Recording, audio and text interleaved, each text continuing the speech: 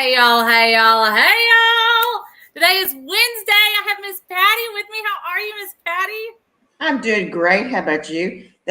Our back screen kind of says it all today. It does. I think that's like my new Women on Wednesdays background because it is appropriate for all of us. Definitely. Well, I don't think that Rachel is going to be with us today. Sadly, yay and boo, because she's got some meetings. But when you're running for county commissioner, she's got important things to do. So we love Rachel very much, and we know she'll pop on if she can. And I think Ashley might be joining us a little bit later, so that'll be exciting. But today is June 28th. I don't know if you're as excited about today as I am, Miss Patty. Did you know that today is the last Wednesday of Pride Month? No, it wasn't on my. I have to say that really wasn't on my calendar of celebratory days. You know what? Here's why I'm excited about it, because hopefully, mind you, we'll be able to turn the news on or turn on our search engine and it not be all bleh. I had some things I could say, but I don't want to get us blocked immediately as we go into the show. So I'm just going to be nice about it. Rude. It's okay that they're proud of what they are and who they are, but gosh darn it, I'm proud of what we are. We don't have a month, a week, a day. So it's funny. So when they made this new pride flag and they have that brown and the black stripe, that's supposed to be for brown people and black people. Apparently that's not necessarily a sexual preference like the other colors are supposed to represent, because you're supposed to be proud of who you are. And we've talked about this a little bit on the show, or quite a bit.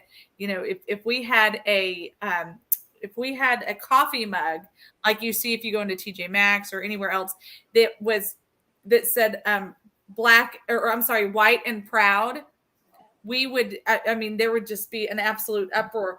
Or better yet, the ones that say if it said white empowerment. Now they have them that say black and proud and black empowerment, and that's fine. But we're not allowed to. Speaking of black empowerment, hey Walter. How did I know? Hey! How did I know he couldn't stand it? He can't. Hello, Walter. Hey! You want to hear the best part? Yeah. So, y'all see that? Are they watching you, or are you watching them? That would be the Gonzales County Sheriff with an "In God We Trust" on the back, and you know what he doesn't have? Does he not have a pride sticker? No pride stickers. Oh my God. Well, Walter, I know you've got plenty. Maybe you can share. He is the man of the cannons of Texas. Okay, wait a second. I have this thing. Why do you guys have on matching shirts? It's Texas Day. That's funny. This is my pride. I didn't get mine. Hey, get these, Walter. Oh, these we got from Black. As I'm over here screaming about black empowerment. Candace Owens gave us these. Black. Okay. Yes, sir. What is up with that life? I think she swallowed a chipmunk this morning. She grew some antlers. Actually, the antlers are so much better than the raccoon, the creepy raccoon. I have the creepy raccoon. If you would like, I can. No. Okay. Oh! I have to tell you guys about my raccoon saga. So the saga still continues, just as an FYI. They wake me up in the middle of the night now because they're like, we know. So they are. So I got some cat food and I put some on the steps, and guess what? There was no cat food this morning. So the game is afoot. Sherlock.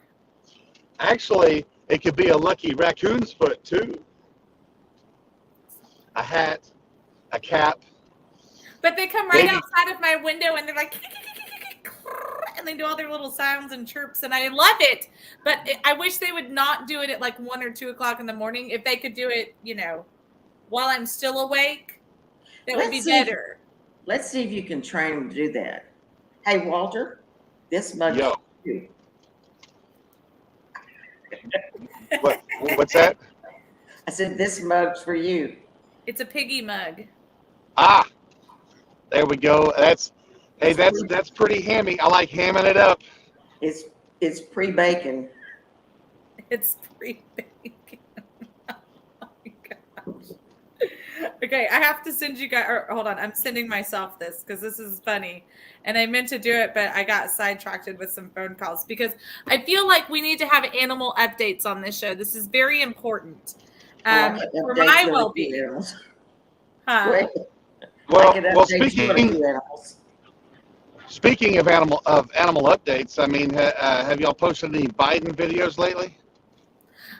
You know what? It's funny that you say that, Walter. While mine is being sent to me, it's not a video. I do have a video, but I'll allow you to have your Biden animal moments first if you would like. Well, no, I think you need to play the Biden bite that I sent you. Yes. Oh. Yes. Well. Oh, good. I need a little tidbit to get the morning started. You're welcome. Little tidbit of useless information that happens to be very, very incriminating, self-incriminating. Yeah. Yeah. Are you ready? Are you ready? Yeah.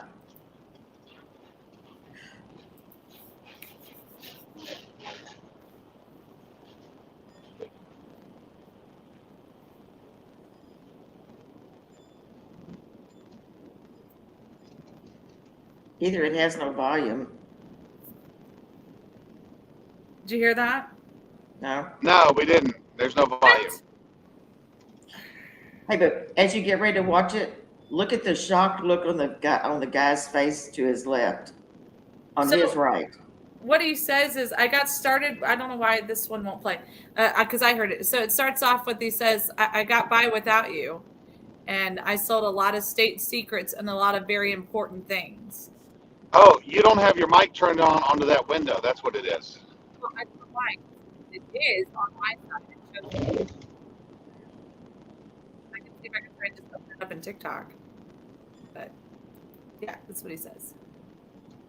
Did you see the shocked look on the face of the guy that's sitting to his right when he said that?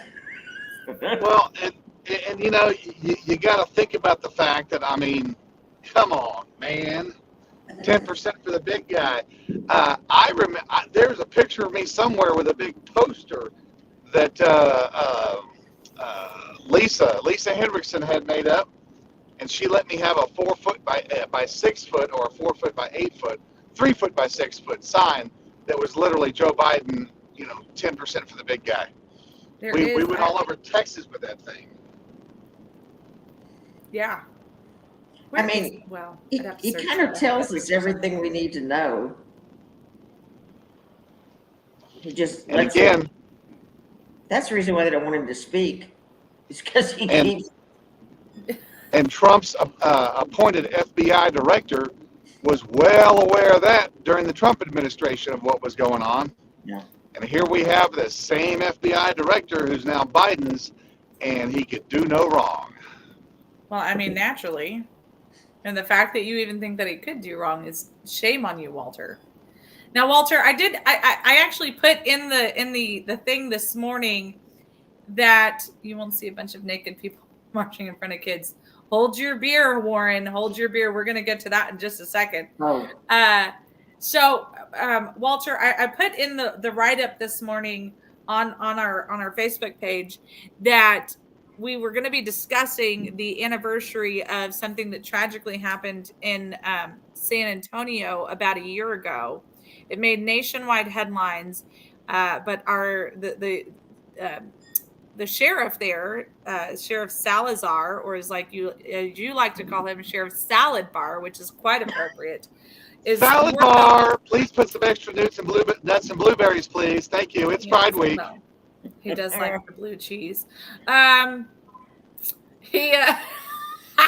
You're welcome for that one.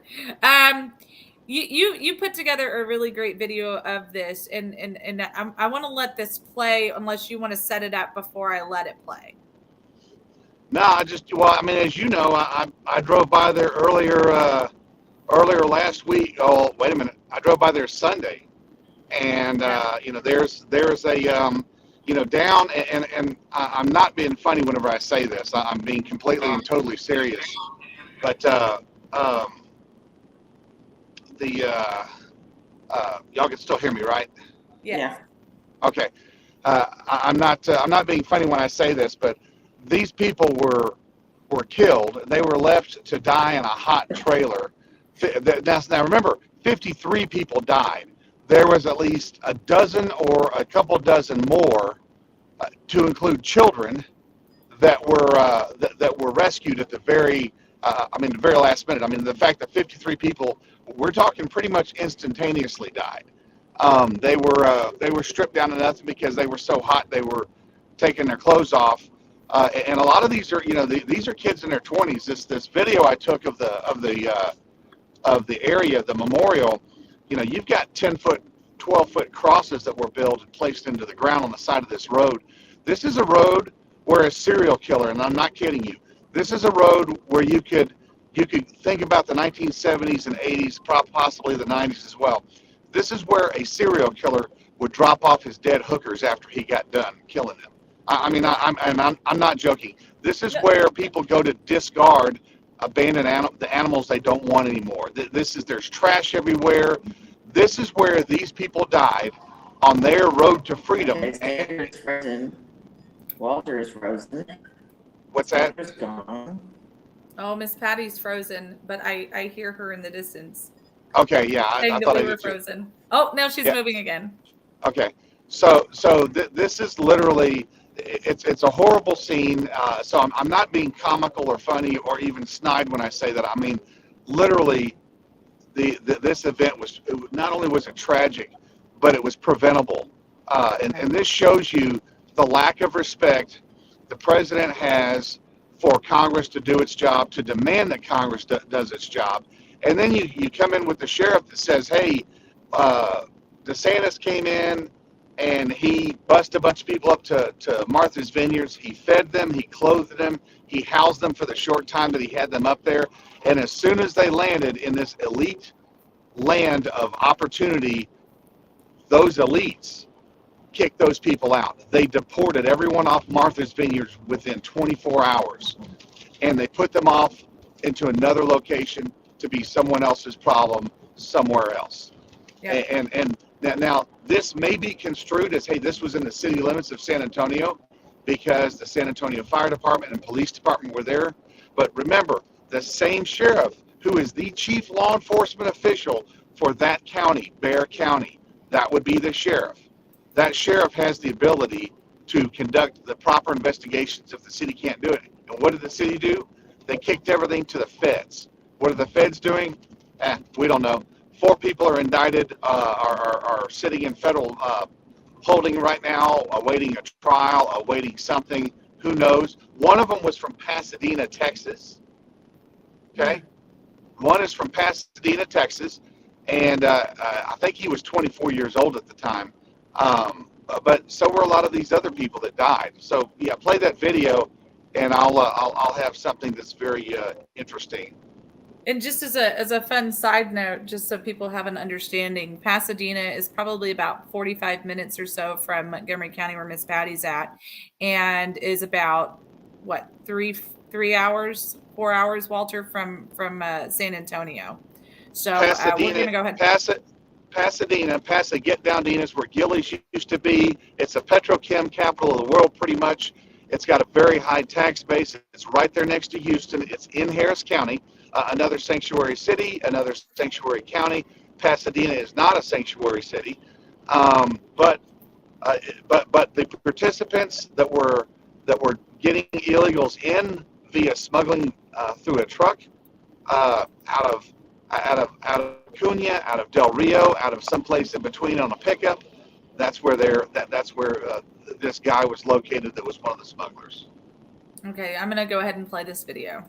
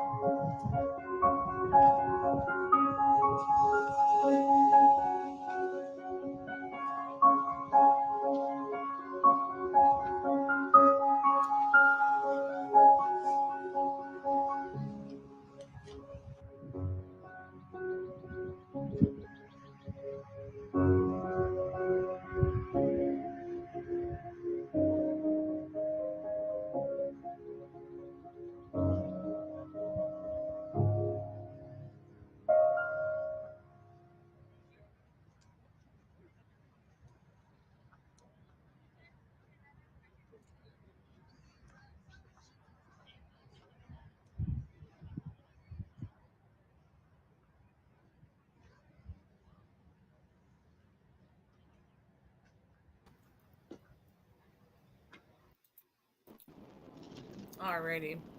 You know, it's a very sombering video, and I think that you put it very eloquently, Walt, on there. That none of them should have had to have died waiting on their smuggler. You made the statement earlier that most of the people were in their late teens, early 20s, and they had families that were U.S. citizens. I don't know if you said it here, but when you and I discussed it before, you were saying that they usually meet a lot of Sundays to just kind of pay respect and remember their loved ones that were killed there. And the problem is that a lot of these people were from Guatemala, they're from Mexico, but we make it so lucrative for them to come here. And I was watching something earlier, kind of getting ready for the show, and they were talking about DeSantis's new border policies that he's putting out and what he's already done in Florida. And there was a woman who was an activist for people in the country illegally, and she was saying that a lot of people are scared that after July 1st, when these laws come into effect, that they're not going to be able to get medical attention, or they're not going to get this, they're not going to get that. Of course, they're doing the hype and let's scare everybody. And she said a lot of these people are business owners, and I'm like, wait a second, if they're business owners, how are they operating? We should have been e-verifying. Business owners who are employing illegally need to be fined, because that's how we stop these murders like what happened in San Antonio last year, and many, many more, millions more probably, if we're realistic about it. That's how we stop them from happening. We make it lucrative for these people to come into the country illegally. We've been talking on the show about General Mills, because they are employing illegal children, 6, 7, 8, 9, 10, 11 years old at night to fill up cereal boxes on these conveyor belt cereal chains. What was Senator Hawley was even talking about it in Congress last week, I believe it was, which, we've been talking about that here on the show for a while now. 3 weeks ago, Walter? Okay. Yep. And, yep. But we here in the United States, we're the consumers of this. We're allowing this to happen. And the immediate response is, well, it's because no Americans want to do this job. Really? So Here's one thing to look at. I just went to the Bexar County Sheriff's page. I also just went to Sheriff Salazar's page. Sheriff Salazar, Salad Bar as I like to call him, his last posting at the Capitol was June 20th with Carol Alvarado, Ryan Guillen, a whole bunch of others. When people are saying they wrote a bill to let illegal aliens become police officers, that's actually not true. They're allowing resident alien military veterans to become police officers. Here's my thing. A resident alien foreigner rose they swore an oath to defend the Constitution of the United States of America. At some point, if they're going to do it again as a police officer, that they might as well just become a citizen. I mean, now we're going to have non-citizens arresting, and these are people that they're not allowed to run for office because they can't vote. So why would you do that to somebody? Why would you champion that? Why won't you expedite their ability to get citizenship? I served in the military with several non-citizens that served our country and retired and went back over to Mexico on their retirement because they're making a lot of money over here in their retirement. Over there, they're living like kings, and they're able to meander their way through the violence, to the other stuff that's going on. They contribute to both societies, and that's a great deal. We have foreigners that come here that have businesses, but look specifically what Florida did. Florida doesn't allow that. They're also making it to where these resident aliens can get driver's licenses. Florida just passed a bill that if you're not a legal citizen, so remember, a resident alien, that's not a legal citizen, but that is a legal entrant into the country, and as long as they haven't violated any laws, they're here legally. That's the key thing. The word is legal. It's not a migrant. It's not an illegal alien. It's a legal resident, that they are living here legally. That's the thing that people are that the left is throwing out on the right. The right doesn't understand this kind of crap. I need you to take a breath here for a second, because this is where it actually gets more exciting. So I was going over an employment book this week, and in there it talks specifically about who's allowed to work and who's considered a legal employee in the workbook. And asylum seekers and refugees are legally allowed to work in the United States. They're given an I-94 paperwork so that they can, in their packet, I checked this out on the DHS website. They're given this information in their packet when they depart from DHS or from Department of Homeland Security, when they depart from the Border Patrol. They are now given this packet so that they can work in the country legally. Why? Because they're allowed to. Well, Patty, the question is, do we even know who they are? Well, what is their background? Where are they working? And then on top of that, the number that they're given on their I-9 form, is that their correct federal tax identification number for whatever classification of that they are?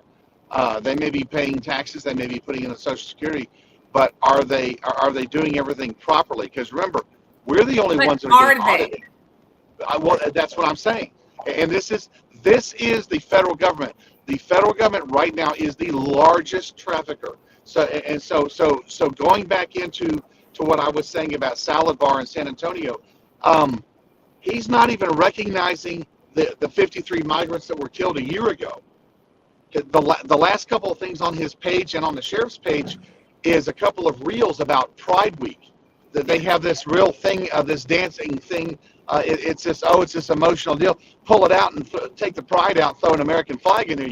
You'd swear it was the 4th of July with all the fireworks and floaties and stuff like that going on. They're celebrating perversion, and again, it's the left. Not every sheriff on the left is like that. Not every Democrat sheriff is like this. We have several Democrat sheriff friends that the Republican Party has failed to bring in. They failed to reach. They failed to get out and help these people. Whenever these people are helping the country, they're helping Texas, and they're not doing it as a Democrat or as a Republican. what are your thoughts, Miss Patty? I see so many things wrong here that it's just, we need to. I can't see where anybody thinks this is a good idea. I mean, if people aren't willing to do these jobs here, why aren't they? Is it Well, is it because there's programs like Houston or like Harris County's fixing to do, which is guaranteeing um, certain people that are, I think it's supposed to be drawn by a lottery to get a guaranteed paycheck, and this is how they're using their COVID funds. I mean, is it because of something like that, or is it? Are they getting money? Where are they getting money to live on, and why? I mean, the rest of us had to work for our money. it's you. You're paying their bills, Miss Patty. Well, You and several hundred million more. yeah. Well, But I think that the startling fact to me when I was going over that, and then I went to the DHS because I'm like, this surely can't be right. And when I went to the DHS website and confirmed it out, I was like, holy crap. So we're over here. They're drawing. They have, if they have the I-94, they're able to work, which also means they're able to collect benefits if they can't get a job, right? So let's just play the patty cake game, if you will, with this for 1 second, because I'm being PC and I'm not cussing today. Gosh darn it! So let's play this short patty cake game here. So let's say, okay, you know what? I will have my I-94. I'm not going to present it to anybody so that I can get the benefits, but then I'm going to go work under the table for somebody else. Do you see this quick spider web? How this could easily work out? No, it's a totally a part of the slave trade. This is exactly what they're getting their money. But remember, everything was officiated by the cartels, by the smugglers, by the non-governmental organizations, of which, by the way, us three can start our own non-governmental organization. We can create our own ministry. It's all for God's work, but yet we can take Texas, we can take U.S. taxpayer funding. We can give ourselves $1 million, $3 million, $4 million salaries, and as long as we're out there reaching a couple of people and helping a couple of people out, hey, I mean, it's the biggest scam there is. Catholic Charities has gone from emergency assistance to traffickers. The Catholic Church right now is trafficking human beings into the United States. They are creating the demise of other countries, whereas the other countries, what have we been doing? We've been paying their corrupt leaders for decades now, and those corrupt leaders that have been getting the foreign aid from us, they have been pocketing that money, creating their own wealth within their own family systems, within their own oligarchy, and that's American funded, and then we're the benefactors, the negative benefactors to everything that's going on. Whenever we could literally just make sure that if our money is taken over there, our tax money is taken over there as foreign aid, which at this point I'm against it, but if we would have done it right the first time, Texas would be pleasantly doing business with businesses in Guatemala and Honduras. I've met foreign business owners. They come up here. They're trying to sell their products. Their people are working for $3 and $4 and $5 an hour. Our people have a minimum wage in Texas of around 7. Other states have 15. There's a whole bunch of things that people aren't looking at.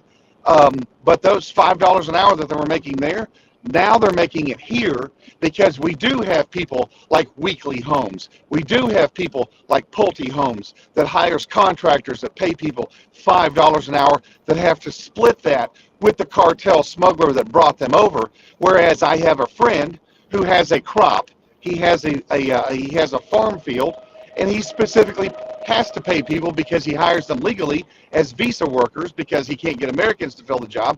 Fine. These people are in Texas making $14 and $15 an hour with the ability to have overnight stay, meals, blah, blah, blah, their stuff washed, all in that realm right there. Some of them are making upwards of $26 an hour because they're being paid on performance. And what are they doing? They're busting their butt. Is it a thankless job? Yeah. But it's $26 an hour. You know how many college kids are not making $26 an hour right now? How many college graduates are not making $26 an hour right now? A lot of them are still getting paid by mommy and daddy. A lot of them are still getting paid by Uncle Sugar. they're out there doing illegal crap. At the end of the day, we have the ability to fix the immigration system as long as we do things like Florida. As a state of Texas, we do things like Florida, where they say you can't hire these people, you can't do this, you can't do that, and there must be some sort of wage that is paid. And you know what? We have crops here in the U.S. that is 110% factual. But if we could get the DDT and all the pesticides out of the crops in Mexico, maybe it would be safe for us to import more fruits and vegetables into HEB besides the ones that are all poisoned out right now. It's funny that you say that. You know how much you know my kick. You know my kick. But listen, y'all don't mind me if you don't see me on the show for a couple of weeks. I might be in a watermelon patch, unless you guys actually go to TexasFullyLoaded.com and click on that hashtag We the People Work. So we're going to be right back. We're going to take a quick extended commercial break, and then we'll be back in about 2 minutes. Go call your friends. Tell them to get on here.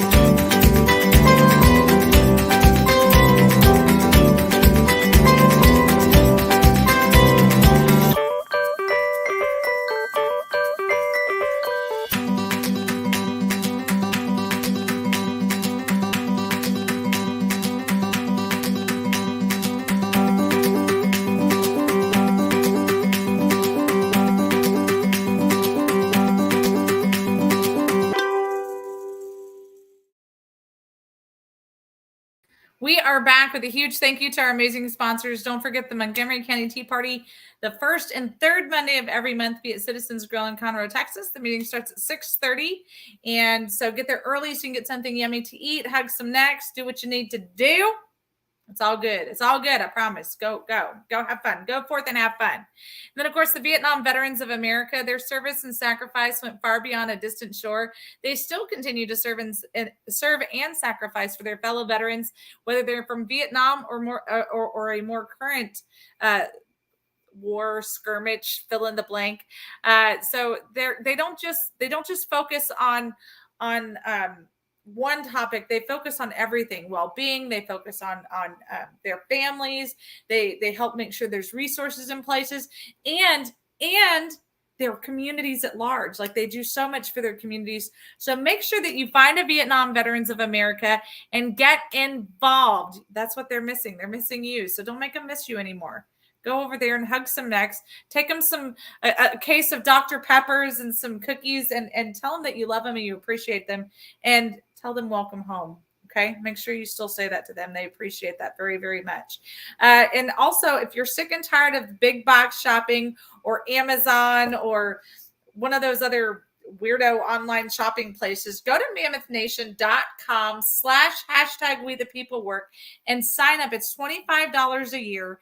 You get exclusive discounts on businesses, on products that are American and veteran owned. So you want to make sure that you check into that. I wouldn't steal you. I wouldn't steal you either. And I'm certainly not going to steer you wrong on this. So make sure that you're a part of that. And then also, I don't know if you guys have noticed my coffee cup today and yesterday, but we are working on merchandise for real and for true merchandise. My dad just started a merchandising company. I'm super excited about it. So this is our first prototype right here. We've got another one, but it's way over there. I should have grabbed it. Anyway, it's where it's not a color disappearing one. So we're gonna have some products coming out soon. I'm super excited about that. So be on the lookout, because that's it. It's real. You're not waiting on Sandra and her cricket this time. This is actually happening. I'm super excited for my Miss Patty's like, don't believe it. Don't believe it's true. No, it's true. Look. I have a cup. And the best part is at the bottom. Oh, wait, you can't see it because then I'd spill my coffee. What time is it? That legitimately. Put your coffee in your left hand and then tell me what time it is. That legitimately almost happened. Each one has a hologram sticker on the bottom, and it says Made in America. And when Dad and I were going over kind of putting this one together, I just looked at him and I said, well, I appreciate that was Made in America, but what about, he goes, I already ordered the Made in Texas ones just for you. And I said, thank you. So all of our products are going to say Made in Texas. So I'm excited about it. So are you going to bring some of those with you when you come to the meeting next time on the first or third Monday of the month? Well, it won't be this one, because this one we promised the kids a 4th of July on the beach. So I won't be at this coming meeting. I don't know. That needed to be better scheduled calendar. But I'll be at the third Monday this month. Okay. I promise, in July. Yes. So hopefully we'll have some, like I said, Dad's got the stuff coming in, and these were the prototypes. So I'm excited about it. So I did tell him, I said, okay, I'm going to need one for each one of my co-hosts. So we've got a little list. We're checking it twice. So I'm excited. Yay! So we're going to have, we've got multiple ones that are coming out, but this is the first one that we're going to do. So Dad's going to bail you out. Dad's going to be, I told him, because he goes, well, don't tell him I did it. And I said, no, because they needed to know that this was actually happening, because I've been promising coffee mugs and t-shirts for a while, but it's solely dependent on me and my cricket. And and you know what my schedule looks like, Dad. And he just started cracking up laughing, and he's like, that's fair. And so like, far, we haven't even heard the crickets.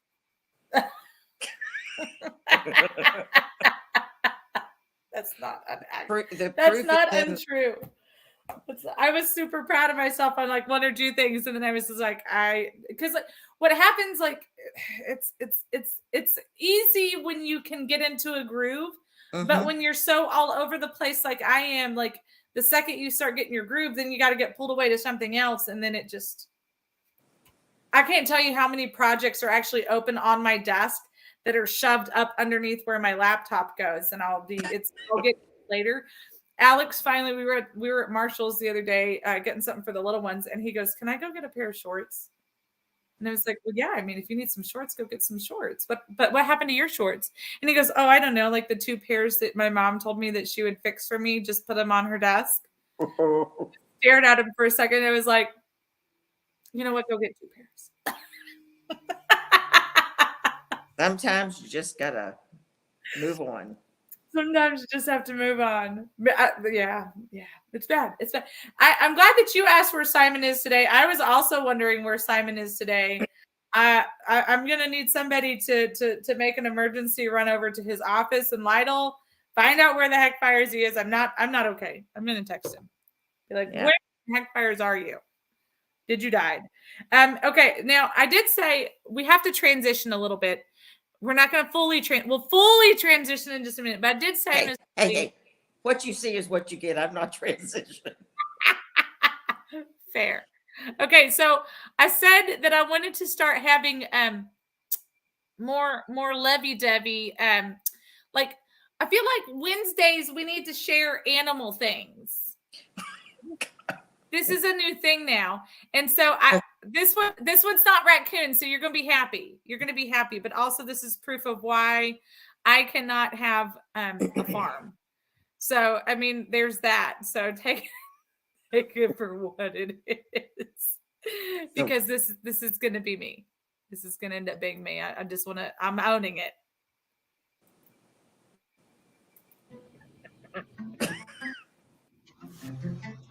Yeah, you need that. In the water without dumpling. His name is Milkshake, and the cow's name is Dumpling. Go swimming. I would have done it the other way around, but that's okay. You just have to wait for your cow, huh? Look at them, they're best Okay. friends. Is that Ashley's voice? It's 2 peas in a pod. That's funny. It's not, but that is funny. Look at them just being best friends. Isn't that adorable? Milkshake will not leave Dumpling's pod. They're attached at the hip. They swim circles around him. No, besties. They are besties. Well, that's just. Is that kind of like you and me? And which We're one? not going to say who's who, though. Yeah. Let's be clear about that. Let's be clear. And then, so we have you've heard of, I'm sure, our cat Naughty Paws. Now I bring this up because this is important. So Naughty Paws was found abandoned as a little tiny kitten, like fit in my hand, little tiny kitten, but he was completely covered in fire ants. Like he had burns and bites all over his little body. And so now he's 6 now, and he and Arthur, they were little together. So I'd have Naughty Paws bottle feeding in one hand, and I'd have Arthur bottle feeding in my other arm. It was the cutest thing ever, right? And so they're like bestest friends. But now Naughty Paws is just he's a chill cat. But the problem is that because he was of how he was found, he has all of these. He has a lot of skin conditions and stuff. So he'll lick until he's raw. So every once in a while, we have to put him in a cone of shame. Well, I was scrolling through Facebook the other day and I found the greatest thing ever. And I said, oh my God, he needs this. And so it came in yesterday. It came in yesterday and Manny sent the picture to me and the boys.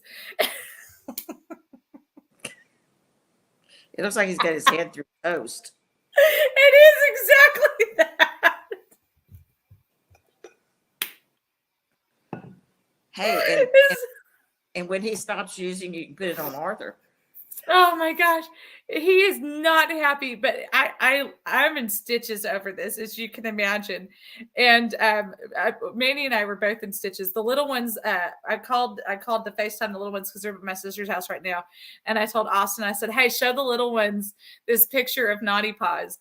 And so he did. And he's like, Mom, it's so mean. And I said, do it. So he did it. And the little two just cracked up laughing. There's a whole line of these.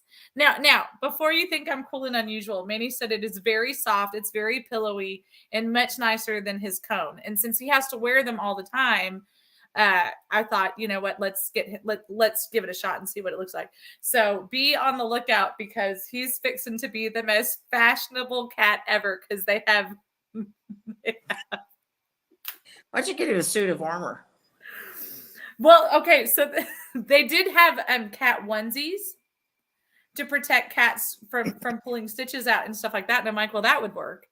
And Austin was like, don't you dare. I will let him pee on your bed. And I was like, I don't even Aren't you allergic to cats? I am allergic to cats. I have been my entire life, and I love cats so very much. So Naughty Paws, Naughty Paws really doesn't sleep in my bed or anything like that. Like when I come home, he comes up and he gives me nudges and stuff like that. And I think he knows that I'm allergic to him. So he doesn't get in my face and like rub all over me like our other cats used to. But he's the only cat that we have right now. So don't you realize that when you're not there, you have no idea where your cat is? That's fair. That is a fair statement. But usually my bedroom door is closed. Cats are like they're the best at doing the things they're not supposed to do. Naughty Paws is a very chill cat. He's like we've had other cats that are super mischief, and I love a good mischievous cat because they're funny. But Naughty Paws, he loves to just nap. Like he's just like he's super chill. He's not crazy. He's not one of those cats that knocks things off the counters and all that kind of stuff. He's just a super chill dude. Maybe that's what I need to name my husband. Because he likes to nap. And Naughty Paws is the greatest name for a cat ever. Because when he was little, when he and Arthur were little, what was funny because they were both super little at the same time. And so whenever Arthur would have his little pacifier in his mouth, this is where he got his name from. He'd have his little pacifier in his mouth and then Naughty Paws would yank it from him. You know, they have the little pacifier cord things. So he'd yank it out of his mouth and then Naughty Paws would be chewing on Arthur's pacifier. Did you get any pictures of that? Oh yeah, no, I do. And you know what? Some of them were just coming up in some of our Facebook memories. So I'll see if I can find them and send them to you because they were super funny. There's one time where Arthur was trying to crawl and Naughty Paws comes over and just lays down right in the small of his back. And of course, since they're both super small, like took up all of Arthur's back. And Arthur just has this look on his face like, get this cat off of me. I can barely get this myself. That's right. Yeah. So the other day, Piper said, I started the vacuuming robots. And she said, every time I look at them, I wish I was a cat. And I said, why? She said, so I could get on one and ride around the house. That's funny. Yeah. That's funny. Okay. Hold on. I didn't text Simon. I'm texting right now. It's not the same place without Simon. And where is Ashley at the Y? No, she's dealing with her car. She's trying to pop on. She said probably on the second hour she might be able to pop on.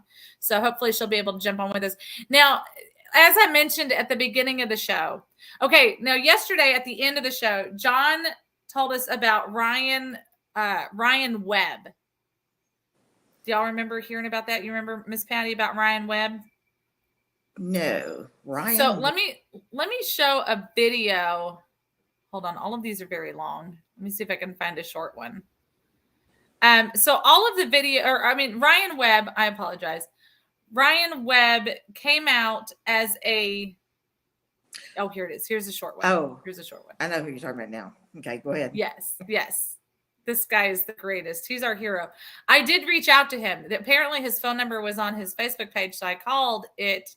His voicemail is turned off, but I sent him a text message because whoever possesses that phone number sent a text message back stating that they couldn't take the call right now. So I left a text message to let them know that, hey, we're not a hater. Like we actually love him.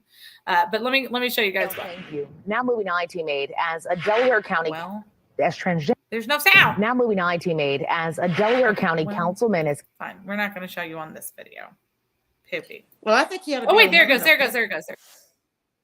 There.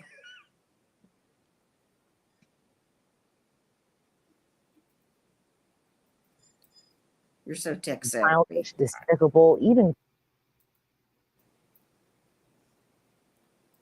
Oh, thank you. Now moving on, IT Made, as a Delaware County councilman is coming out as transgender and a woman of color.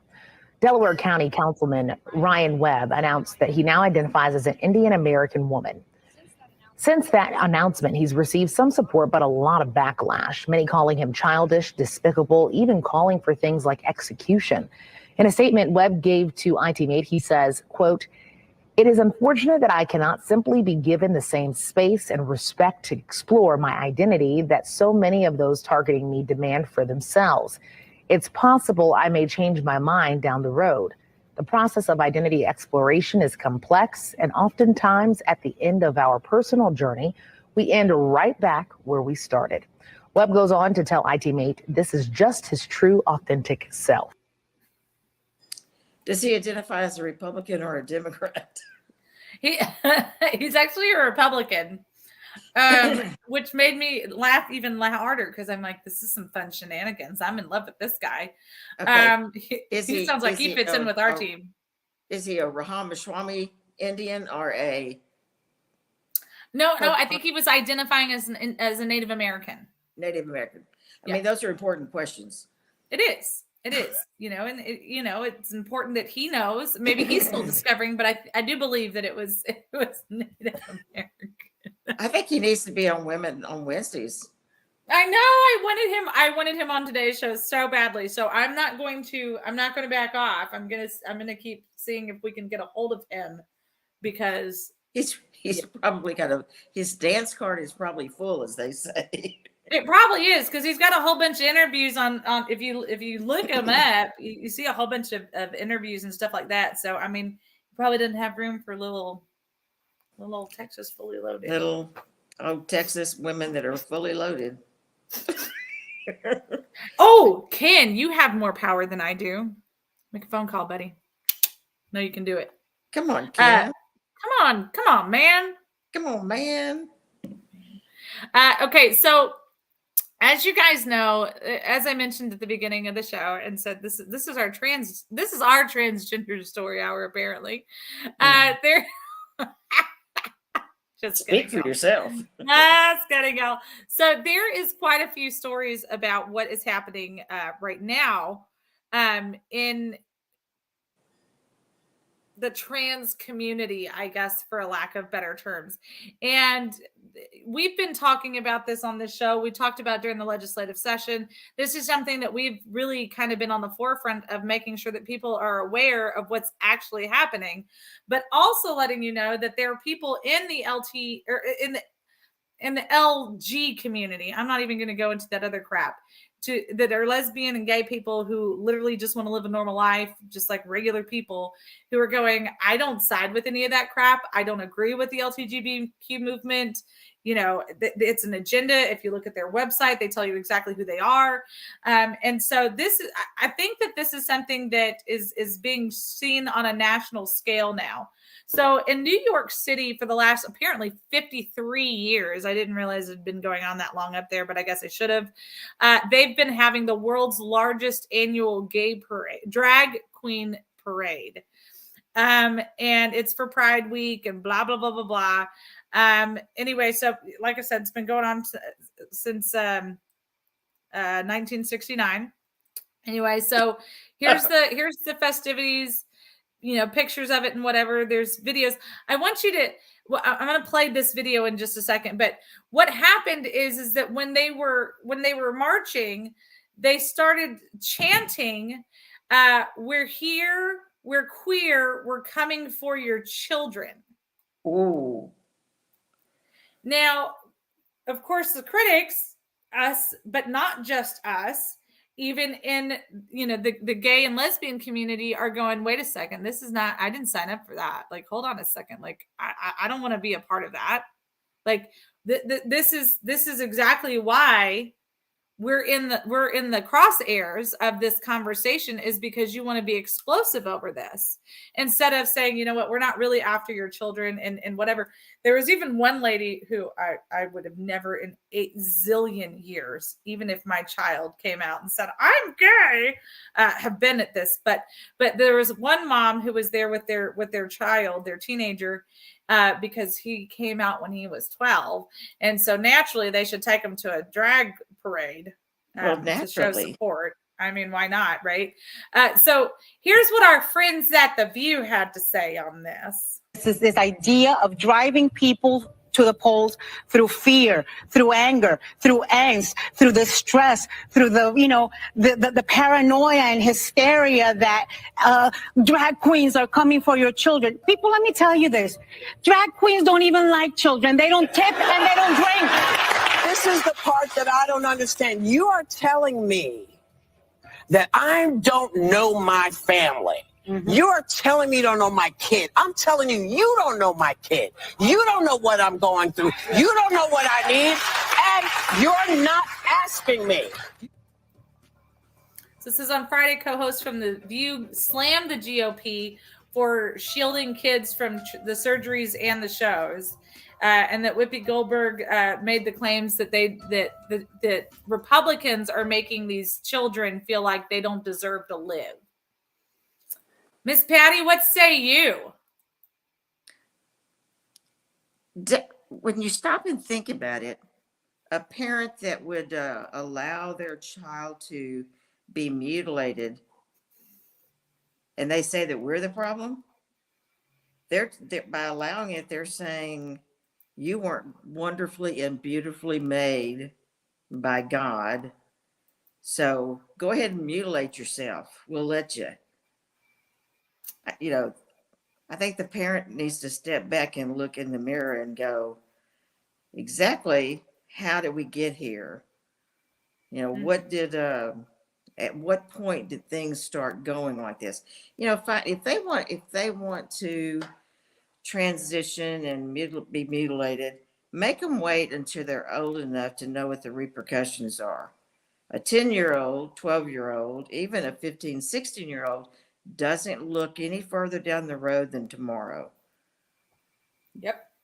And if we're lucky, allowing them to mutilate themselves is just it's to me it's child abuse. Mm-hmm. Hey, but you heard Whoopi. You don't know what her family's going through. And I don't want to know what her family's going through. Probably half of them are going, she crazy. But it's been kind of exciting in a sense to see where people are taking this national conversation, right? We saw the wins with we're seeing the wins with Budweiser, right? We're seeing that they're doubling down on their stupid decisions, but we're seeing where their stocks are plummeting. And that's a huge win. That's a huge win. We're seeing the same thing with Target.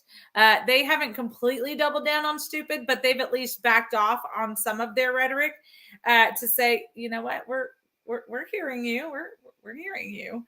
And even in some of the other, right? They didn't get the whole story, but they at least hear it, and so that's something, right? Because they didn't remove everything, but they did remove some things. They kind of toned it down just a touch, not as much as we would have liked, but still a touch. And you're seeing even in other stores where they had bigger displays, now it's becoming much smaller displays, or it's kind of tucked into a corner somewhere, or things along those nature. So I think that the message is starting to reign true, and it's getting out there to these organizations or to these stores or fill in the blank. We don't want to hear this and see this anymore. One of them was Google, and of course I lost that. Did I lose that one? I did. Google actually,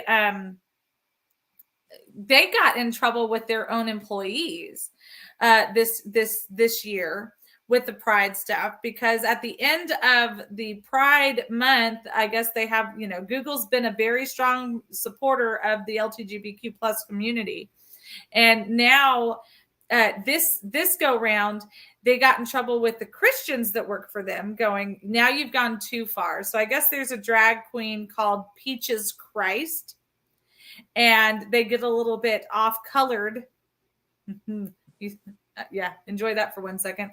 They get a little bit off colored, and so it said hundreds of Christian employees that work for Google said, you've gone too far with this one. This is discriminatory. It makes us feel uncomfortable under the Religious Freedom Act and stuff like that. So they ended up removing some of that content, and they removed that drag queen, that Peaches Christ, from their lineup, I guess, for whatever in the heck they do at the end of this month to kind of wrap up Pride Month. And so I thought, you know what, this is huge that people at Google took a stand and said, you know what, you've gone too far. They didn't just say it, but they filed something to make it a public notable statement. And that's what it takes, folks. It doesn't just take us standing up and screaming. We've got to use the same actions that they use legally to stop this from happening. And I think that that's where we get messed up.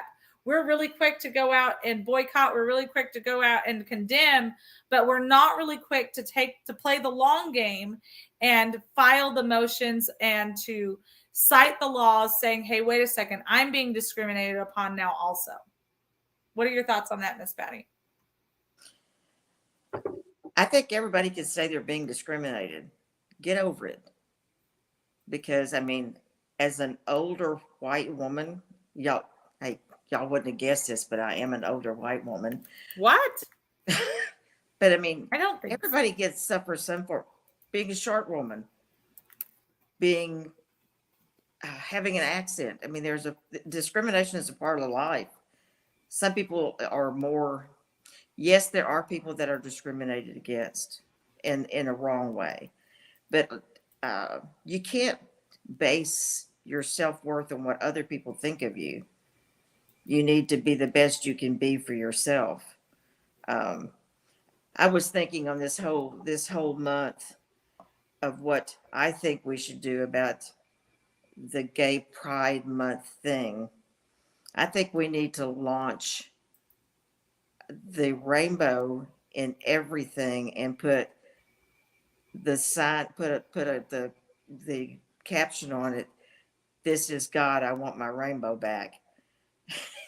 And flood the market. When the rainbow means nothing because it's everywhere, maybe they'll have to tone it down some.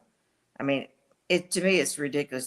They like every other group wants to push themselves in front of everybody else, whether it be gay, lesbian, the gay pride thing, or the Black Lives Matter thing. Anybody, they want to push theirs. They don't want to have equal. They want more than equal.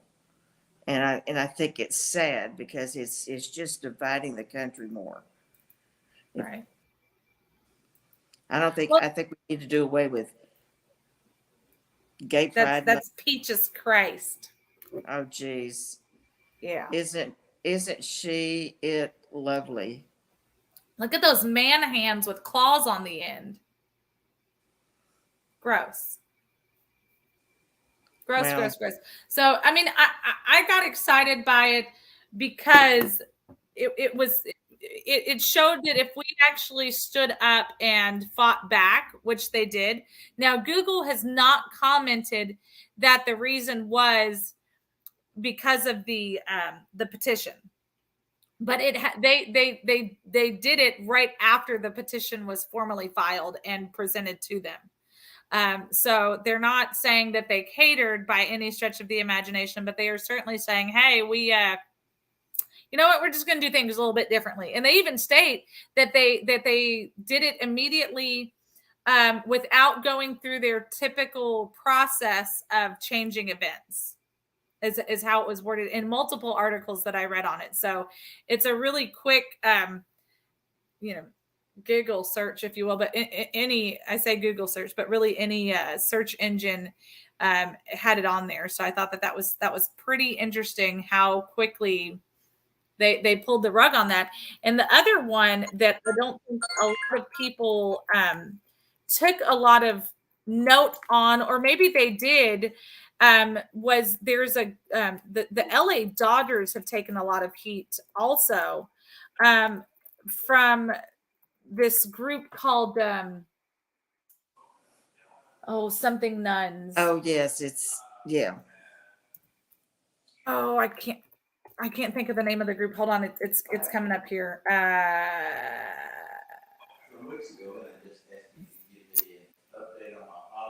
Oh gosh, I can't see their actual name, but here, let me just kind of. It was a disgusting group. Oh, it's absolutely vile, and so these nasty freaks.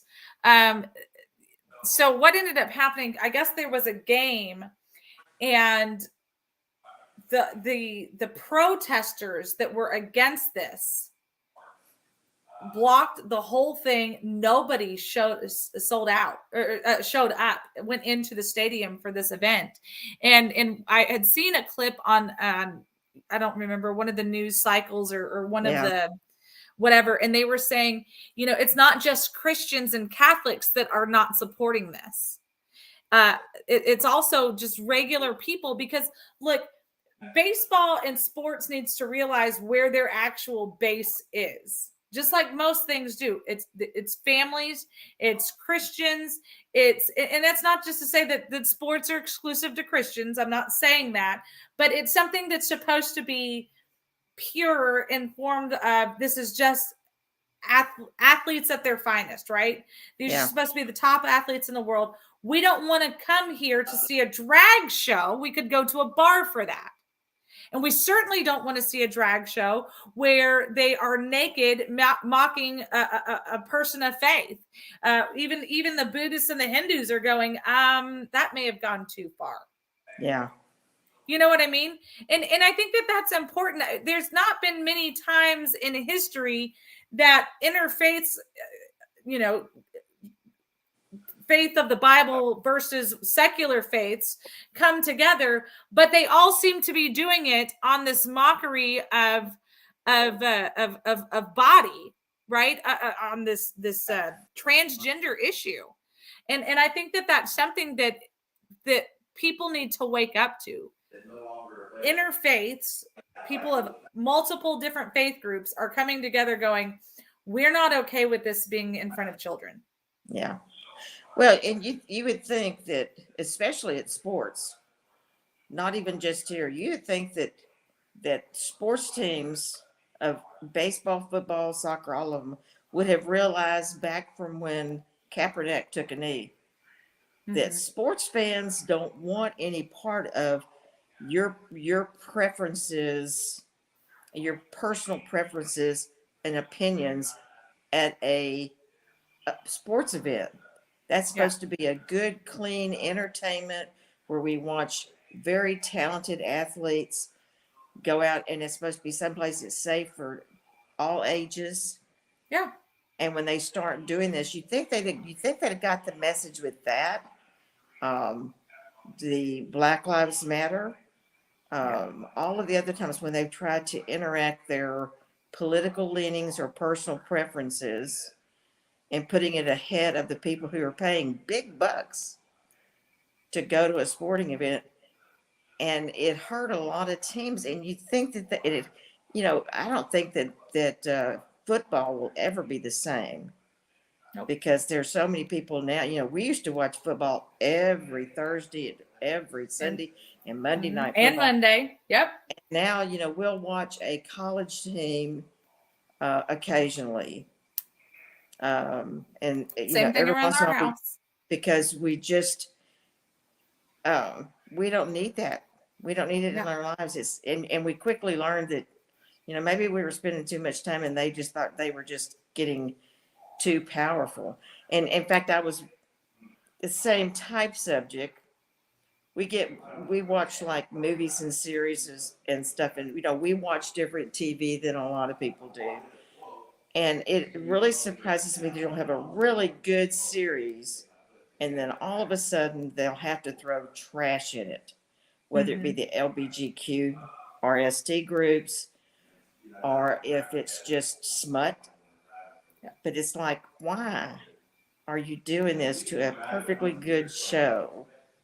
And it's and of course it is to desensitize us. I mean, I still cringe. I don't think that even the sex between a man and a woman who are who are married should actually be openly portrayed in movies and in TVs. There's just no reason for it.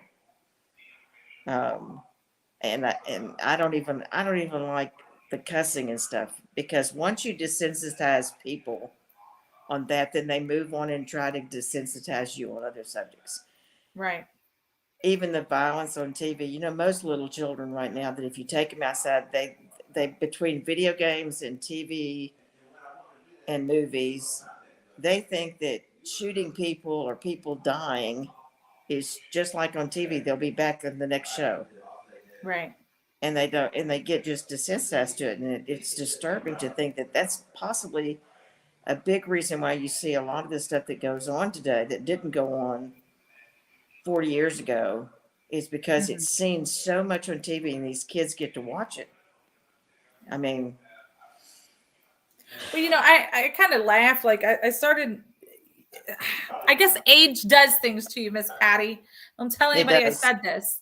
But one of the things that I kind of was chuckling to myself, when I was taking the kids up to my dad's house, I had music on.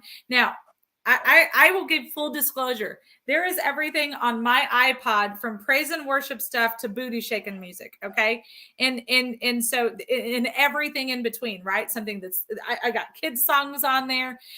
One moment it'll be supercalifragilisticexpialidocious, and then it'll be a hill song, and then it'll be Slim Shady. Okay, so like I have it all on my iPod, but I have it categorized. Now the problem is that sometimes I'll get in the car and it'll just automatically pick up where I left off, and then the kids are in the car, and so it's like, no, got to turn that off. And then the big boys laugh at me. They're like, why do you have things on your iPod that we shouldn't be listening to? And I was like, first of all, I'm 39 years old. I can listen to what I want to. You may not, and neither may they. And then I kind of chuckle, and, we have a good laugh about it. But then, I put on classic rock the other day. I grew up on classic rock. It's stuff that you and Dennis have listened to. Like it's Leonard Skinner, ZZ Top, whatever, right? And so I'm listening, and there's a song that just came on, and I was like, oh, I don't know that I want Charlotte and Arthur learning those words. Well, you didn't notice what they said until you have a small child in the group and you go, uh-oh. Yeah. And then I'm like, my parents let me listen. I grew up on this song. What is wrong with my parents? Well, it's because they didn't know what it said either. What? Look, have you seen those challenges where it's like an old song that everybody knows the words to? It actually used to be a television show. It's one of my favorite competition shows, and it was "What are the words?" or "What are the lyrics?" or something like that. And it was a song that everybody knew, and then you have to finish the line. And the number of people that would get songs wrong was hysterical. I loved that show. I thought it was the best show on TV. Yeah. Because that's the truth. Like, people didn't really know what the words were until they're like, wait a second, what were the words? Well, I must say there are a lot of things when you look back, and I can look back further than you can look back for sure. When I look back and I hear some of the songs, in fact, I heard one the other day and I'm thinking, I didn't realize that's exactly what it said. Or what it meant. Well, I didn't know what it, I probably was more naive and didn't know what it meant. And I said, it's got a good catchy tune, but why? And there's some country songs that I listen to and I go, I love the tune, but I don't like the story. Yeah. And why? Why do we need that? I mean, we don't. Most of it, I was around during when Woodstock. Okay, I wasn't a Woodstock hippie. Okay, Miss Patty's got some rose-colored glasses somewhere, y'all. Yeah. I I always thought those. In fact, we had hippies at school. We had kids that went off to Woodstock, and we had surfers, and then we had cowboys. I was more of the Otis Redding, the Temptations, the Supremes. I just different strokes for different folks, as they say. But I liked music that you could dance to. Yes. Keep it clean. I'm clean. I'm good over here. No, you're not. I got a halo on. It's falling off, and it's like a little crooked and bent where it's fallen to the ground a few times. She's making a pick of it. But these kids that went off to Woodstock, I kept thinking, number one, did their parents really know what was involved there? And if so, how did they let them go? Why did they let them go? I don't know. But it's been going downhill ever since. And, now you have a song comes on and you have to think, what's in it? I can remember watching shows, and I would scan shows because I knew that, my kids were growing up back in the day. And I would still be appalled when they would come across with some of the cuss words that they spew out. And that's good. If you can listen to a movie or watch a movie and still say, I didn't like it. The only thing I didn't like was the language. But I promise you, if you do that right now, you won't remember what the bad language was because you've heard it so much. And that's the problem. Right. Because if we haven't heard it and we can't say, well, I think it's okay. Well, there was a really mad, intense love scene in it, or there was really bad language, or there was really terrible violence, and you didn't remember it, and you let a child watch it, then you have to go, I'm the problem because I'm so desensitized that I didn't see it. So it's kind of like one of my favorite religious artists who was Carmen. Oh, yes. I used to love Carmen. I went to multiple of his concerts. Yep. And he would say, garbage in, garbage out. And it's so true. The more garbage that comes in and you listen to and look at it, eventually it comes out. If you hear enough cuss words, eventually you'll start using them. Mm-hmm. And you'll think it's no big deal because you hear them all the time. And you hear kids say, well, kids say it at school. That doesn't make it right. It doesn't make it okay. And it's still not okay for them to say it. Right. I was, we have a granddaughter here, and she was watching one of the how-to videos the other day. And the guy came up with, and it's a person that was telling him how to, the ins and outs of this particular children's game. And we listen because it's important to listen to what they say. Yep. And he invoked a few hells in there, and I'm going, Piper, I don't think that's really appropriate for him to be talking like that. And she says, well, he says some other things too every once in a while. I said, well, I don't think it's appropriate for you to listen to that.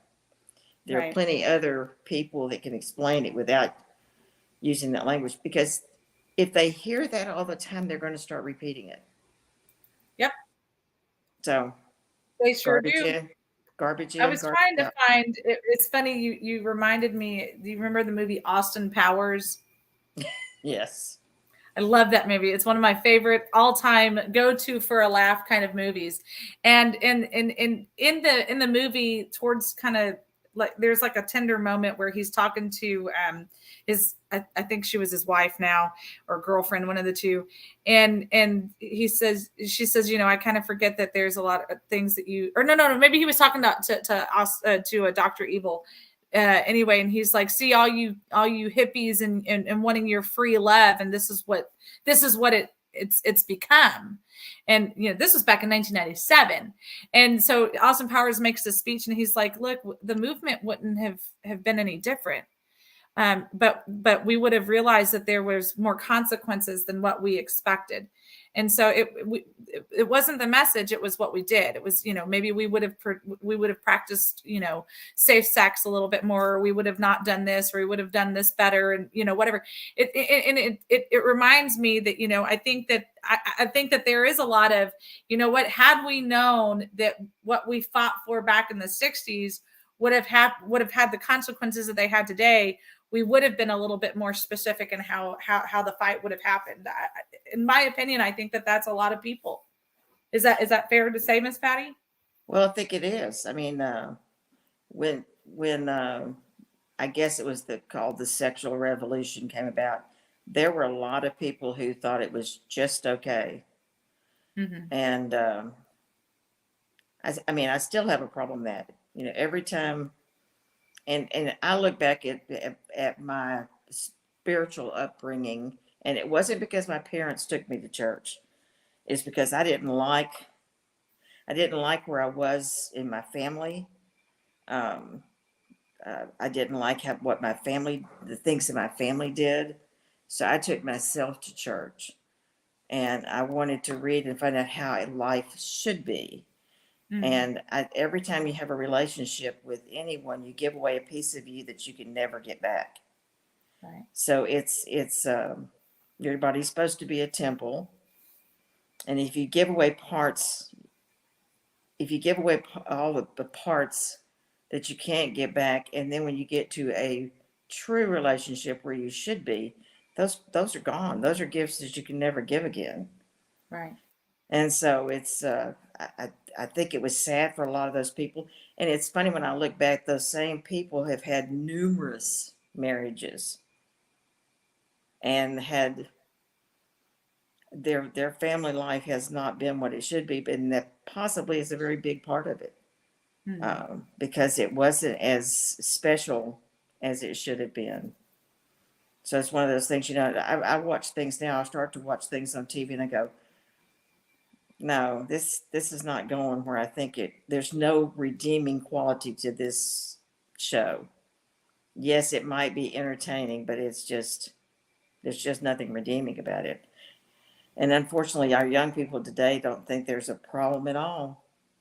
And right. I think it's because we exactly like what you were saying. I think we've just made it too out there, too necessary. Right. Yeah. It's not something, I remember when I was a teenager, there was the big push for true love waits and the concept behind it. And then, that got buried just as quickly as it was there, if you will. And even if you're not particularly a religious person, it's just, there's so many, even if you're practicing safe sex, you can't guard the emotional side. That's right. And earlier you had made a statement about, country music and stuff like that. And I remember when I was a teenager, when I was in a youth group, they would not let us put on the top hit station because the songs were inappropriate. So they would put on the country music station, right? And then you get, my wife ran off and they took my dog and like all of this other stuff. And it was like, wait a second, it is literally the same lyrics just with a twang. Like you can't, and they would be like, yeah, but it's not as bad. It's not as vulgar. And but yes, it may not be as vulgar. Well, I mean, nowadays it is. It may not be as vulgar, but the message was still the same, Yeah. And so it was kind of a funny moment that we had a good group that we could laugh and joke because we were all church kids on that particular trip. But then, when we started bringing the non-church kids in, because the church that I grew up in, we were an inner city church. And so we were one of the oldest established churches in the area. But then we got a youth minister who was like, oh, we're going to reach these kids. And so he was the assistant DA for the city of Portsmouth over the juvenile courts. And so he would get these kids and he would just get an attachment to them. And then he would start reaching out to them. And so when I tell people all the time, like I knew more kids in gangs than I didn't at one point in my life, that's true. I went to kids' funerals because there were kids in our church that were hurting. And I was part of that team that was, it was a very exclusive team. It was because my dad was part of it and, all of that kind of stuff. Like there was a lot of precautions that were in place for it. But, there are things that most of the world will never understand. And you have to reach these kids and you can't just assume that somebody else is going to do. If the church is not doing their job, then how in the world will certainly do their job. And that's exactly what we're seeing more and more of. And so when you see these people at Google who stepped up and said, you know what, you're violating my religious beliefs that I have a right to in this country also. So you can sit here and scream that we're hurting your LGBTQ plus pride nonsense, but now you're stepping on my faith. And I think that this thing with the LA Dodgers, with people who are going, hey, you know what? When you were doing this on the side and it wasn't in the middle of the stadium, that was one thing.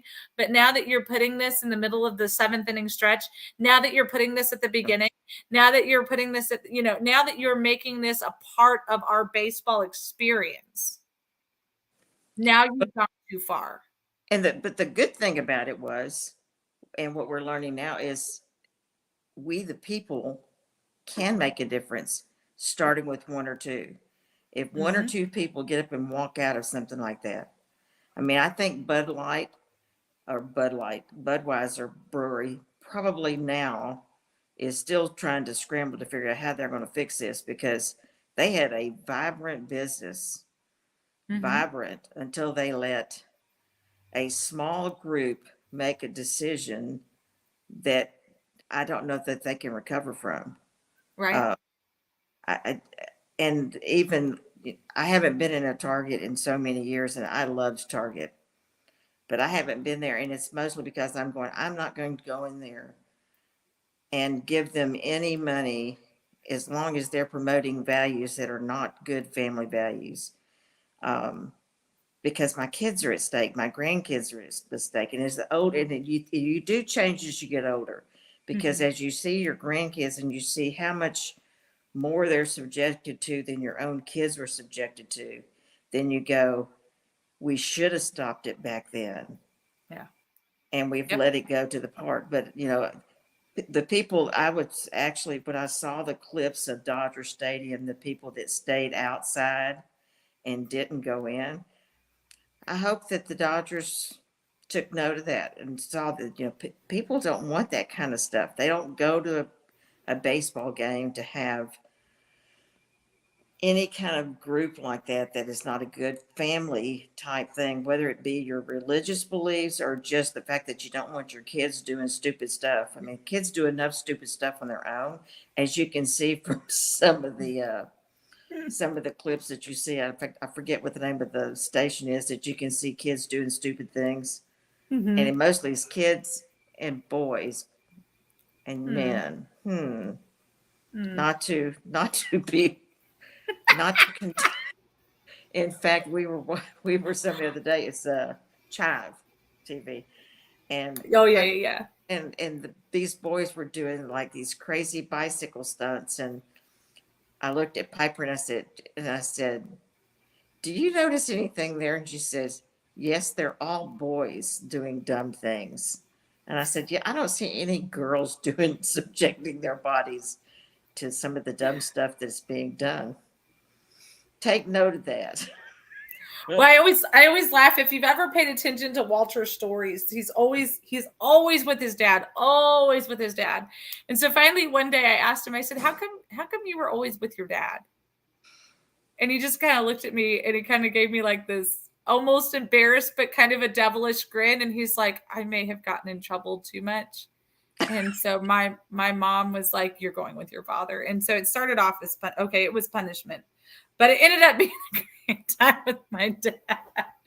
And he Jackie West had her work cut out with that one. Yeah, well, and look how fortunate it was he did spend a lot of time with his dad, because his dad was taken far too soon. Dennis was also one of those problem youths. And of course, the old joke back then is the preacher's kids are the worst, and the deacon's kids are right there behind him. And his dad was a deacon.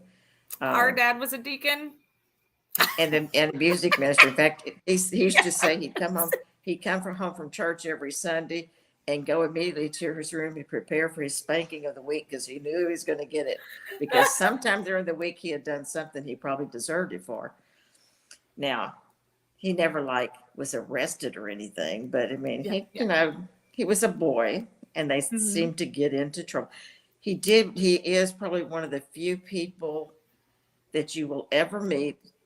And Dennis is a pretty nice, clean cut guy. He was kicked out of Houston Independent School District at one time. How many people, are kicked out of not just the school, The whole district. the whole district? And it's not like a small district. And it was like right before, not too long before graduation. And Mom and Dad had to go back and get him put back in so he could graduate. So my brother and I would always kind of act up in church a little bit, and it did not help that I was the pastor's, like I was his sweetheart, like I was his golden child, and then my dad was in the, which is kind of scary, Sandra. I know, no kidding, right? He would have swore up and down I never did any wrong. And one this is kind of funny. I one Sunday, I had these really cool, because the styles that are coming out now reflect what they were when I was a teenager.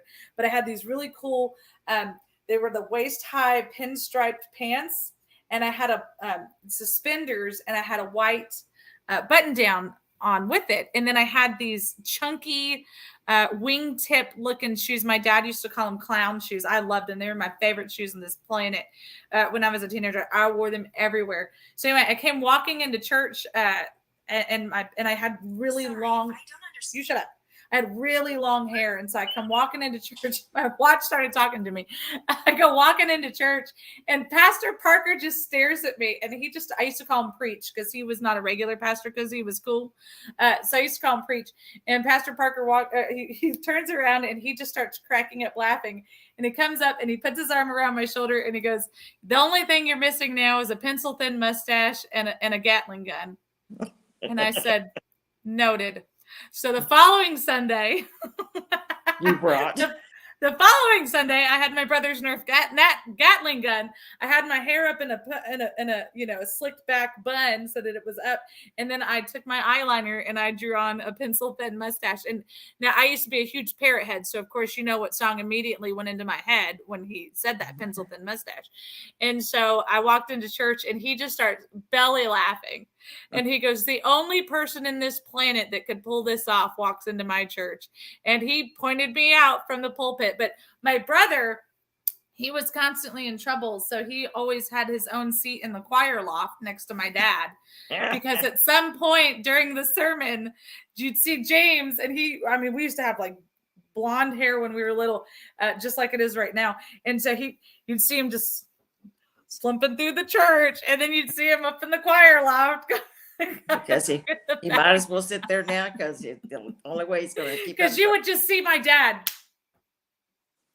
and then here come James. We had a lady in church who she thought it was her job to calm all the youth, and all she had to do was turn around and look at you. She had the meanest, dirtiest look that she could give any kid in the sanctuary.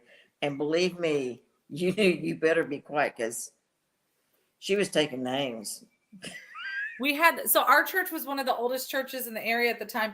Well, I mean, in the area. And so in the back of the church used to be the Sunday school rooms, right? So they have these big, huge wooden doors that would open and close, and then Sunday school would end, and then people would come into the sanctuary, right? Before we got the new building and whatever. And so there's a balcony with Sunday school classes and everything. Well, they were now just opened up to have pews in them. So when I first, like forever, the teenagers would always sit where? In the very back in that area. I may have been part of the crowning group that got us moved to the front of the church, and we weren't allowed to sit in the back of the church anymore during Sunday. You may or may not have been, or you may or may not have been in charge of that group. That is also to be determined. And yes, I was the youngest one of the group. Hey, just remember. And I was the ringleader for that nonsense. Hey, he knows. Well, he also knows we need one more commercial break. So we're going to take a quick commercial break, and we'll be right back, because we've got some more fun stuff to talk about. We'll be right back, y'all.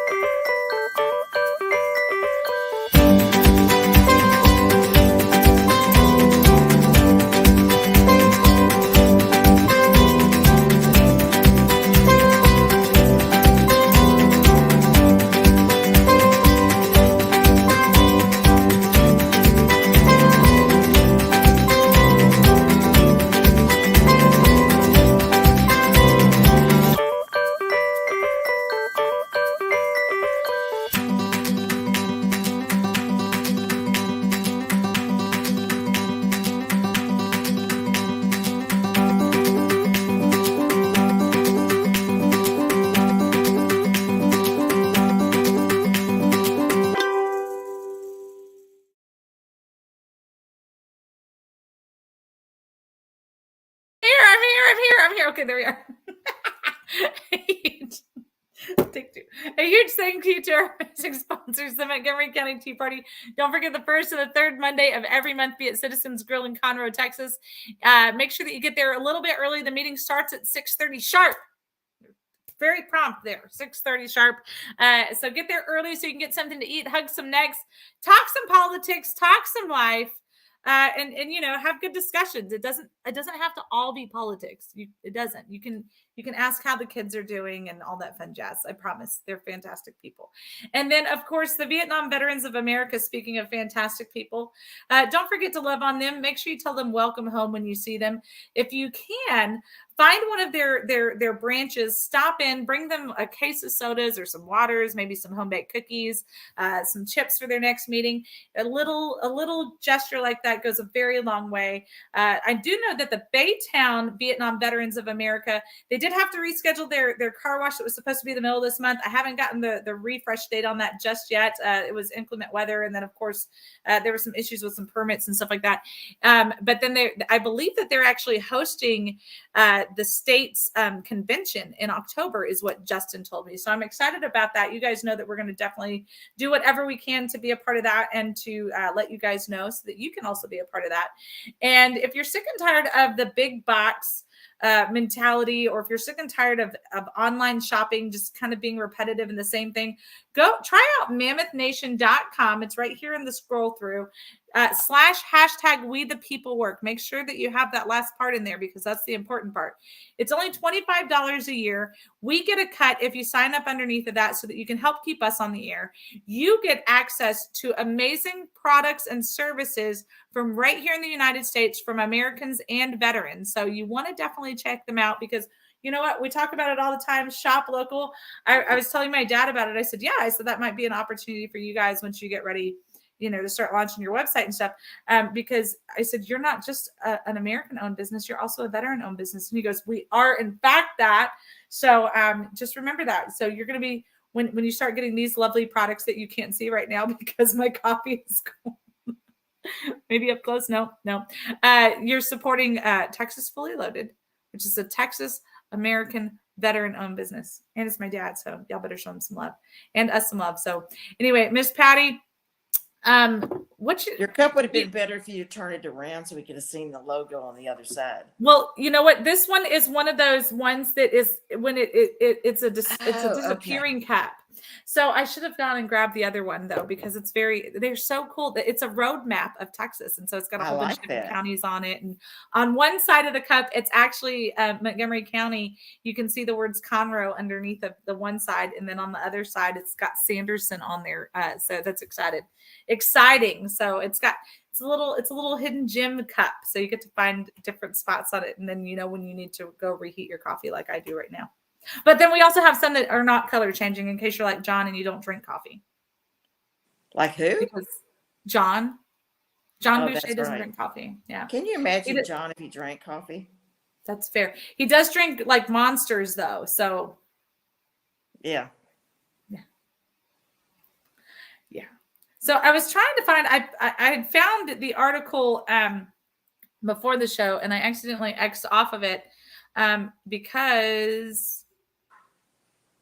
Walter and I, as you guys know, went to that DeSantis rally in Eagle Pass earlier this week.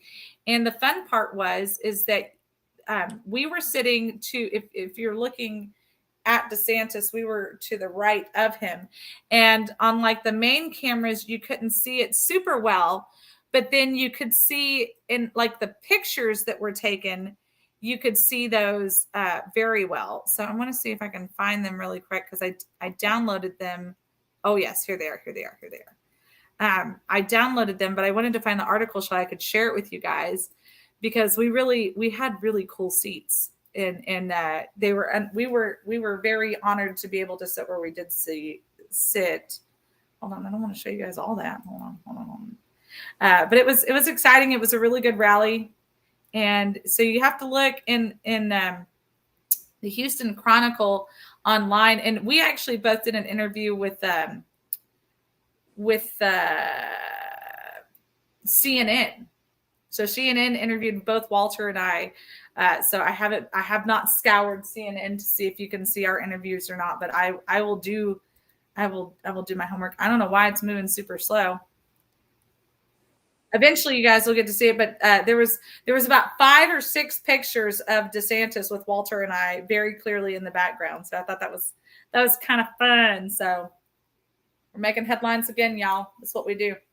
I was watching some of the coverage on TV, and I was scanning the crowd for you and Walter. Walter more so than you because he's easier to pick out. He kind of sticks out a little bit. But I couldn't find him. He probably was. Yeah. He was incognito. Yeah. Well, he's very hard to find these days. He's losing weight. See, look, there I am right under DeSantis's hand, and then there's Walter's right there. Hold on. Look, see, you can look, we're right there. Miss Patty's like, hold on, let me get my. Gee, it could have been worse. You could have sent me your picture on a telephone. Look, this is that's true. There's Chip Roy, there's Pastor Tovar, there's Representative Schaefer, there's Walter, there's me, there's Kelly Perry. I really like how you think of remember your friends when you go to these places. And what we've been doing the last, see, look, this is the super clear picture. Is that not the most?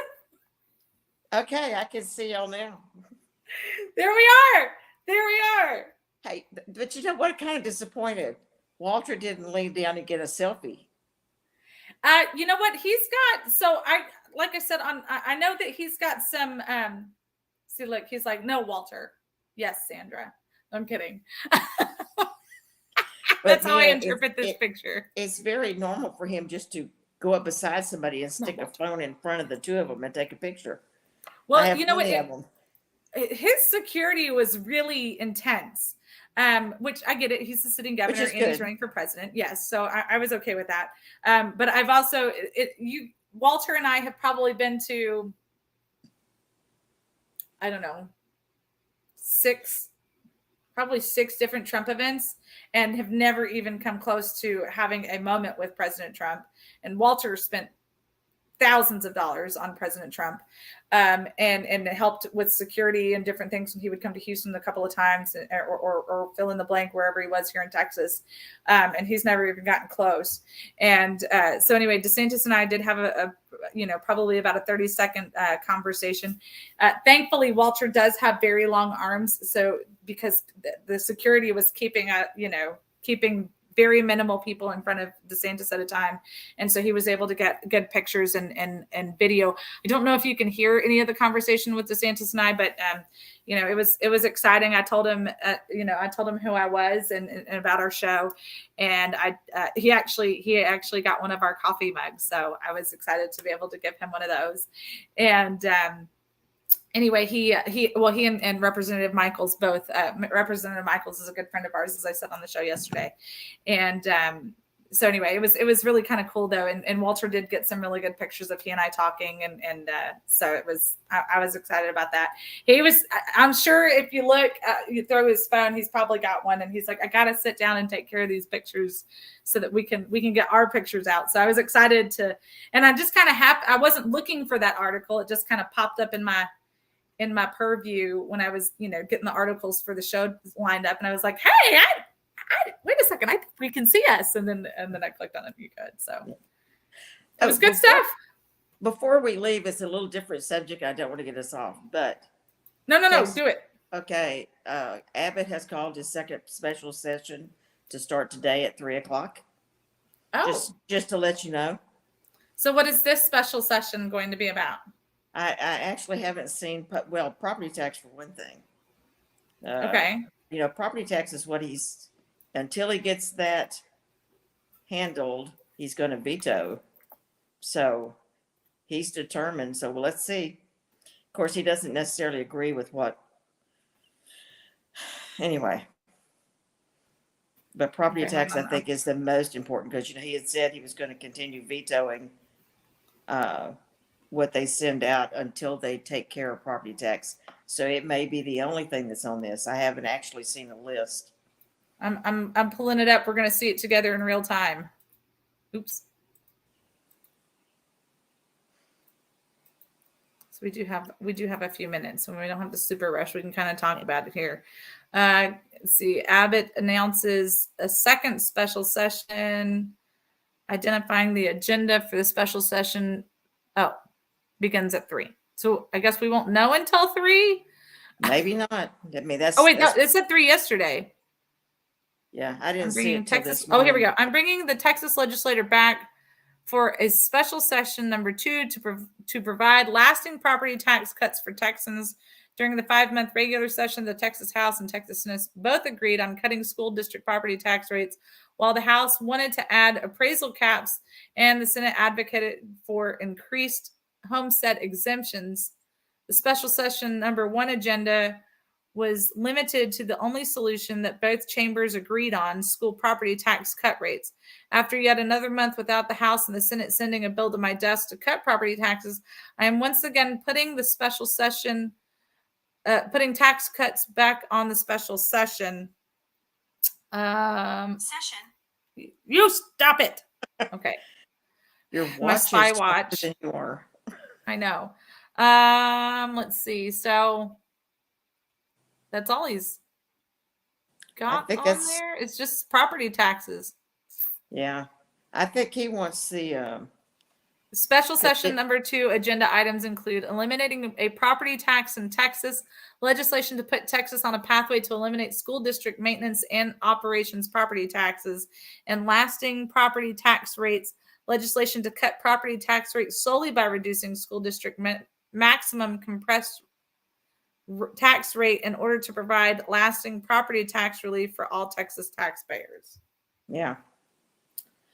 I was talking to Mark Gullaby just, I think, 2 days ago, Monday. Yeah, Monday I was talking to him, and he said, I'm still frustrated because it seems like the governor's still more interested in making sure that non-Texans get tax breaks instead of making sure that Texas homeowners get tax breaks. People who actually live in the state of Texas, because this is not just for Texans, this is for anybody who has a business that owns property as a business in Texas. Yeah. And that sounds great because, we want to have tax breaks and blah, blah, blah. And I'm not opposed to tax breaks for business owners, but I am opposed to tax breaks for business owners at my personal expense for my home and for my property. Well, and from kind of what I understand is Betancourt's bill actually from the Senate is actually a pretty good bill. And it's the only bill that actually does something to help catch the seniors up with the reductions in taxes that everybody else got for the last several sessions. And it's a pretty good bill, and it gives a much higher exemption for, and it has other good qualities that they added to it. The House, from what I understand, wants to do more compression, which they just did last session. And they also want to benefit people who own rent houses and commercial properties to reduce their taxes because they don't have homesteads on those. If a guy has 10 rent houses, he only gets the exemption on his one. Right. So they wanted that. So, it seems to me like if Phelan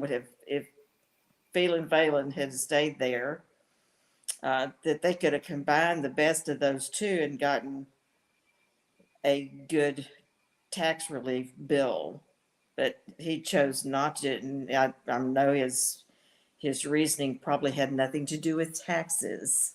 Yeah, probably. Yeah, which is the case so many times. But to me, and of course, I think Abbott actually would like, probably not as much as Huffines. Huffines wanted to do completely away with taxes, but he says it would take several years. But we have some smart people that can figure this stuff out, and we have a big surplus. So this is a time to do it. So let's hope that a good bill comes out of this and we get some relief. But the big thing that still needs to be done is you still got to deport a lot of the illegals and get them out of Texas, because we won't be able to afford even the normal things if we have all this influx of people that stay here, that come across the border. So anyway, it's a big deal, but they've got their job cut out for them. I kind of wish they just locked the doors, have them all come back in, and then lock the doors and say you can't go home until you pass something. I mean, they got food in there. Yeah, and clearly booze. And they can sleep, and they can sleep on their sofa. Many of them do. Well, plenty of them do. Yep. Stay until it's finished. Let's get her done. That's exactly what they need to do, whether they're willing to do it or not even willing, whether they even care to do it is the real question. And I did have to laugh because one of the things that Mark said about Betancourt is he said every time he goes, I saw Betancourt at something again, and he goes, and before Mark Gullaby even asked, yes, we're working on it. Yeah. Well, so, I have to say, Betancourt has been a pleasant surprise in so many ways, because he has really fought for the election security, and he's fought for the border, and he's fought big time for taxes. So there's just no excuse not to get it done. Well, and that's exactly it. And there was something else that Walter and I were talking about earlier this week. And he said, I just don't understand why this person and this person from the state won't just hold hands and go into to so-and-so's office in DC and just get this stuff taken care of. And I said, because Walter, they don't really care. They just run on caring. If they really cared, this stuff would be done. Period. Well, we have really learned more this year, especially through this, the thing with Ken Paxton. We have learned that there are some people that we really need to replace. Mm-hmm. Because right now, the only person that was the only AG that was really doing the job to help on the border and help Texans was the Attorney General. And what they're doing right now is preventing that stuff from being done. So, those people that voted for impeachment need to be primaried. They got to go. They got to go.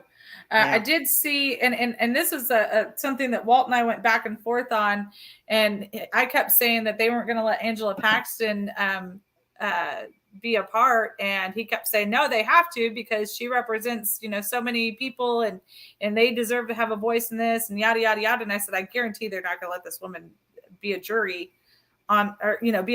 on her husband's trial. For the same reason they wouldn't if it was murder in a civil court or, in a different court. And so they did come back and say that Pax, his wife, will not be allowed to vote or anything else or be a part of the. Yeah. I guess she can sit in, but she's not allowed to discuss it with any of the senators or anything else like that. So it'll be interesting to see how that plays out. And they're all supposed to be hush hush until then. About any of it. So that ought to be interesting. So you can't even stop your senator and say, hey, how do you feel about this? Right. So the nice part to that though, Miss Patty, is that they can't give you their peace of mind, so you get to give them yours. We're out of time. And that's what we do. That's exactly what we do. Don't forget, tomorrow we're going into overtime. We're going to have our dear friend Lieutenant Colonel Alan West is going to be on our show. So you guys make sure that you tune in. Be prepared for an extra hour of Texas Fully Loaded. Alan's going to be on right at about 12:30 our time. So I'm really excited. We're going to get to catch up. Everybody asks, what's Alan up to? You're going to get to find out. So, but not if you don't tune in. So get your friends and tune in tomorrow, and we'll see you then. Bye, y'all. Bye-bye.